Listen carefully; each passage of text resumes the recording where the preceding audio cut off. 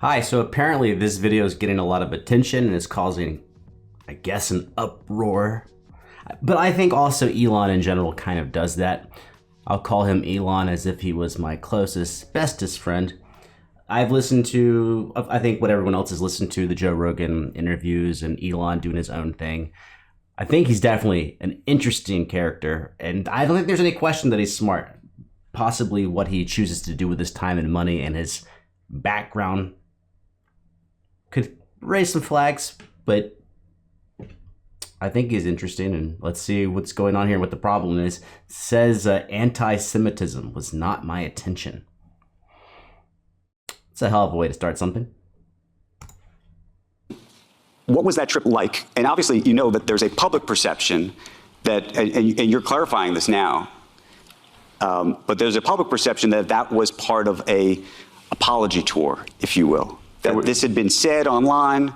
There was all of the criticism. There was advertisers leaving. We talked to Bob Iger today. I hope they stop. You hope? Don't advertise. You don't want them to advertise? No. What do you mean? If somebody's going to try to blackmail me with advertising, blackmail me with money, go f yourself. That's awesome. I don't know what he said that's made everyone mad, but that's, why would you blackmail a super rich guy with money? But go f yourself. Is that clear? I hope it is.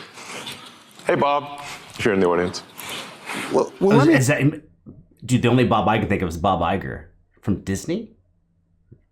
ask you then. Hold on. Hey, Bob, if you're in the audience. Well, let me ask you then. That's how I feel. Don't advertise. How do you think then about the economics of X? If part of the underlying model, at least today, and maybe it needs to shift, maybe the answer is it needs to shift away from advertising. If you believe that this is the one part of your business where you will be beholden to those who... Hold on, I'm gonna jump in here. If you ain't been around long enough to see advertising on different platforms and its rise and its fall and its shift, a lot of the platforms that we all use today had zero advertising on them in the beginning. The Googles and I guess the Google had the auctioned off links, but the traditional model of most of the stuff you find online, especially when it's garnered towards being a free service or social media, something like that, is the idea is you dominate the market and attract a massive, massive base of users that then makes people not want to go anywhere else. Everyone's on Facebook. They don't want to be on the knockoff. That's what happened with MySpace, I think, in a way. MySpace got taken over. The population moved to Facebook. MySpace dies out. Instagram, all these things. But what you find is usually when you piss off one group of people, you make friends with another. There's some rare occasions where you just piss off everybody. So I would assume, I don't know what he's going to say, but I would assume I can tell someone, hey man, go fuck yourself. I don't care if you advertise or advertise in general, because then you will attract the rebel group or the counterculture group or the blah, blah, blah, blah, blah group. You'll become the face of the other type of group. Also, if you're rich enough, you can just burn money. I think the value of X has fallen like 20 billion since Musk bought it. You could burn $1 billion or $2 billion a year for a decade and not even sweat it. This is the one part of your business where you will be beholden to those who have this view. What do you do? Oh, hold on. One more thing that is crazy about finance and stocks and things like that is that there's this crazy situation about expectation. So if you set your business on fire and you lose revenue, you lose advertisers, okay, you get downgraded by investors, your actual valuation of your company, the stock just craters. And now you're just sitting in this dumpster fire. This happened to Facebook Meta a year and a half ago with their VR, the Quest. I think they lost like $6 or $8 billion and then doubled down. Stock cratered. Well, what happens is a year or two later, you beat expectations. You have better earnings than the analyst forecast, and now everyone goes, well, since you beat your earnings, your stock price skyrockets. So there's this crazy cycle where you can just run your company into the ground, lower everyone's expectations, beat those lowered expectations, and then because now you're exceeding expectations, people love to invest in you and your valuation of your company skyrockets. F-Y. Have this view. What do you do? F-Y. Oh, by the way, Meta recovered. So if you I bought some Meta back in the day, humble brag, a year ago, 18 months ago, something like that. It's up 112%. But someone had to put it in the dumpster first. And then you go, I'll buy it if it's in the dumpster. Y. Have this view. What do you do? F-Y.